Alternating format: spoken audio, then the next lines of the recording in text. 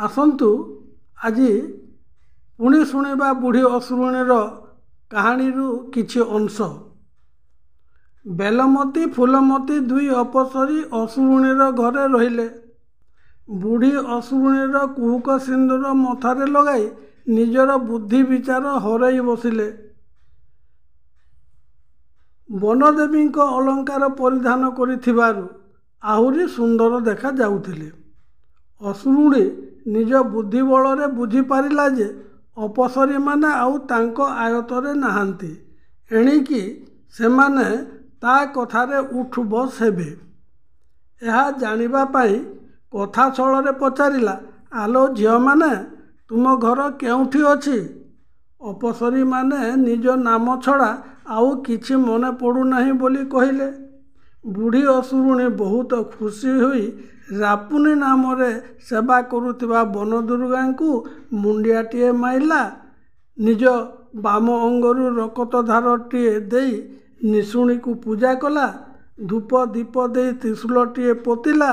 ଅପସରୀମାନେ ପରିଧାନ କରିଥିବା ବସନର କାନି ପନତକୁ ଚିରି ତ୍ରିଶୂଳରେ ବାନ୍ଧି ପକାଇଲା।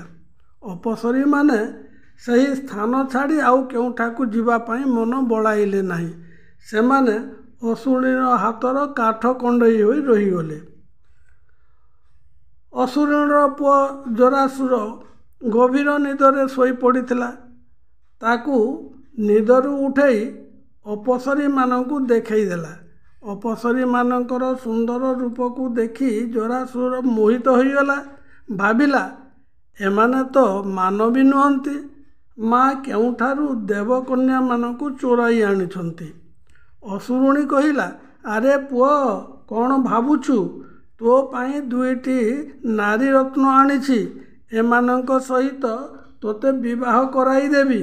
ମୁଁ ଶାଶୁ ମା ହେବି। ବିବାହ କଥା ଶୁଣି ଜରାସୁର ବହୁତ ଖୁସି ହେଲା। ସେ ତରତର ହୋଇ ଅପସରୀମାନଙ୍କ ପାଖକୁ ଚାଲିଗଲା। ତାକୁ ପାଖରେ ଦେଖି ଅପସରୀମାନେ ଭୟରେ ଥରିବାକୁ ଲାଗିଲେ। ସେତେବେଳକୁ ସେମାନେ ଉଡ଼ିବା ଶକ୍ତି ମଧ୍ୟ ହରାଇ ବସିଥିଲେ। ବିପଦ ପଡ଼ିବ ଜାଣି ଅପସରୀମାନେ ବିକଳରେ ବନଦୁର୍ଗାଙ୍କୁ ସୁମରଣା କଲେ। ମା ବନଖଣ୍ଡି ଜରାଗୌରୀ ଅପସରୀମାନଙ୍କର ଦୁର୍ଦ୍ଦଶା ଜାଣିପାରିଲେ। ପବନ ଦେବତାଙ୍କୁ ଡାକି କହିଲେ, ହେ ମରୁତ, ତୁମେ ବେଗ ହୋଇ ବେଲବନକୁ ଯାଅ। ଗୁପ୍ତରେ ରହି ଅପସରୀମାନଙ୍କ କାନରେ କହିବ, ମୋତେ ବନଦୁର୍ଗା ପଠାଇଛନ୍ତି। ତୁମେମାନେ ଆଉ ଭୟ କର ନାହିଁ। ତୁମକୁ ମା ଜଗଜ୍ଜନନୀ ସୁଦୟା କରିଛନ୍ତି। କିଛି ଦିନ ପରେ ରାଜା କୁମରମଣି ଏଠାକୁ ଆସିବେ। ସେ ଜରାସୁରକୁ ମାରି ତୁମମାନଙ୍କୁ ଉଦ୍ଧାର କରିବେ। ଦୂର ଆକାଶରେ ରହି ମା ମାହେଶ୍ୱରୀ ତୁମମାନଙ୍କୁ ଦର୍ଶନ ଦେବେ। ପବନଦେବ ପାଖରୁ ଖବର ପାଇ ଅପସରୀମାନେ ଆଶ୍ୱସ୍ତ ହେଲେ। ଶୂନ୍ୟକୁ ଅନାଇ ଦେଖିଲେ, ମା ଜଗଜ୍ଜନନୀ ଉଜ୍ଜ୍ୱଳ ତାରକା ପରି ଉଦୟ ହୋଇଛନ୍ତି। ଆକାଶବାଣୀ ଦ୍ୱାରା ମାତା ଭବାନୀ ସେମାନଙ୍କ କର୍ଣ୍ଣରେ ଏକ ମୋହିନୀ ମନ୍ତ୍ର ଶୁଣାଇ କହିଲେ, ତୁମେମାନେ ଅସୁରକୁ ଭୟ କର ନାହିଁ। ତାକୁ ବିବାହ କରି ଉଚ୍ଚାଟିତ କର। ବନଦୁର୍ଗାଙ୍କ କୃପାରୁ ଅପସରୀମାନେ ନିଜର ସ୍ମରଣ ଶକ୍ତି ଫେରି ପାଇଲେ। ମନ୍ତ୍ରପ୍ରାପ୍ତ ହୋଇ ଦେବୀଙ୍କୁ ଗୁହାରି କଲେ। ପାଟଖଣ୍ଡା ଧାରିଣୀ ମା ବନ ଠାକୁରାଣୀ, ତୁମରି ଚରଣେ ମାଗୋ ଅଶେଷ ଦୟିନୀ। ଅସୁରୁଣୀ କବଳରୁ ରକ୍ଷା କର ମାତ, ଜାଣି ନ ପାରିଲୁ ଆମ୍ଭେ ତାର ଷଡ଼ଯନ୍ତ୍ର। ସ୍ତୁତି କରୁ କରୁ ଦୁର୍ଗତି ନାଶିନୀ ଦୁର୍ଗା ଦେବୀ ଆକାଶରେ ଉଭେଇ ଗଲେ। ଅପସରୀମାନେ ଆଉ ଦେଖିପାରିଲେ ନାହିଁ।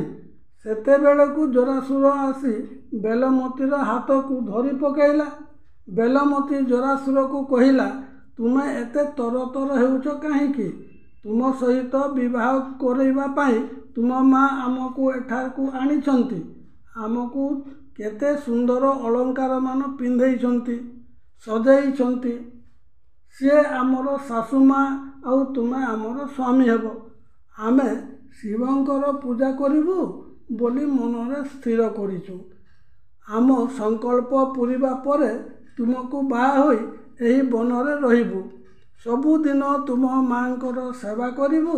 ତୁମ ସହିତ ହସ ଖୁସିରେ ଦିନ କାଟିବୁ। ଆମ ପାଇଁ ଘରଟିଏ ତିଆରି କରିଦିଅ। ବେଲମତୀର କଥାରେ ଜରାସୁର ବହୁତ ଆନନ୍ଦିତ ହେଲା। ବେଲମତୀ ପାଇଁ ବେଲବନର ସୀମାରେ ଗୋଟିଏ ନିମୁହିଁ ଦେଉଳ ତିଆରି କରିଦେଲା।